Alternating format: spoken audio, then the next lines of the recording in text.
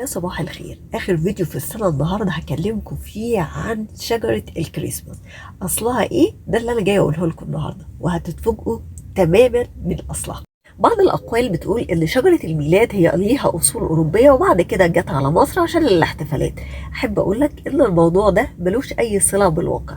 شجرة الميلاد أصلها المصري القديم، لأن المصري القديم هو أول واحد اكتشف التقويم. المصري القديم ارتباطه بالزراعة خلاه ان هو يبتدي يعمل التقويم عشان يقدر يحدد مواعيد الزراعة ومواعيد الفيضانات، فعمل التقويم القبطي او التقويم المصري القديم. هتلاقي له فيديو كامل عن التقويم المصري بيستخدم الشهور، والشهور دي ما زالت مستخدمة حتى الآن في الزراعة.